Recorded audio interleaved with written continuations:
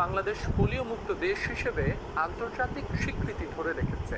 এই অর্জনের পেছনে রয়েছে মাঠ পর্যায়ের স্বাস্থ্যকর্মীদের শ্রম, ঘাম।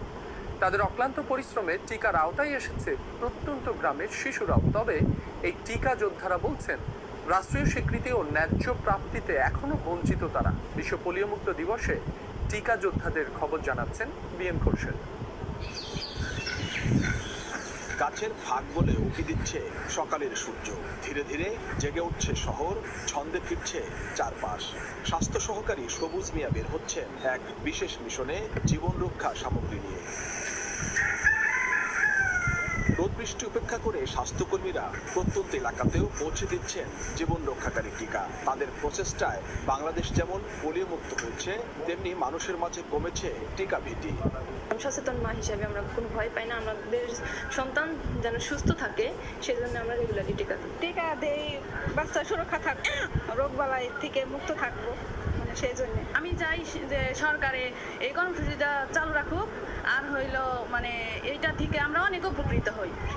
মাঠ পর্যায়ের স্বাস্থ্যকর্মীরাই বাংলাদেশের টিকা কার্যক্রমকে বিশ্বমানের পর্যায়ে পৌঁছে দিয়েছেন, কিন্তু সেই সাফল্যের কৃতিত্ব ভাগ নেওয়ার সুযোগ পাননি তারা।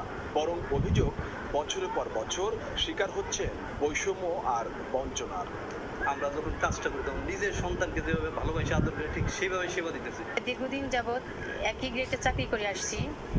এই গ্রেডের চাকরিতে আমাদের আসলে সংসার চলে না। সরকার বড় বড় অ্যাচিভমেন্ট নিচ্ছে এবং বিদেশ থেকে পুরস্কার আনছে, কিন্তু আমাদের ভাগ্য যেখানে আছে সেখানেই থেমে আছে, আমাদের কোনো পরিবর্তন হচ্ছে না। তাদের দাবি পূরণে বহুবার আশ্বাস মিলেছে সরকারের তরফ থেকে, কিন্তু বাস্তবায়ন হয়নি। এখনো অপেক্ষায় প্রায় 26,000 স্বাস্থ্যকর্মী। যেগুলো ন্যায্য দাবি সেগুলো সব অবশ্যই অত শুনবে। তবে আমরা চাই তারা ভালো হলে, তারা ভালো থাকলে অবশ্যই তারা মোটিভেশনের যেসব পদ্ধতিগুলো আপনার হয়ে আছে, তবে একটা রেমুনারেশন, তার গ্রেডিং চেঞ্জ হওয়া। মাঠের প্রতিটি টিকা যোদ্ধার মুখে হাসি ফুটলে অনেকটাই নিশ্চিত হবে স্বাস্থ্য নিরাপত্তা। একটা সময় বাংলাদেশের শিশুর জন্য প্রাণঘাতী ছিল পোলিও, কিন্তু এখন সেই ভাইরাস ইতিহাসে স্থান পেয়েছে মাঠের এই কর্মীদের হাত ধরে। তাই এখন সময় এসেছে তাদের ন্যায্য প্রাপ্য নিশ্চিত করা, যাতে করে তারা আরো উদ্যম নিয়ে এগিয়ে নিতে পারেন টিকার এই জয়যাত্রা। বিএম খোরশেদ, যমুনা নিউজ, মানিকগঞ্জ।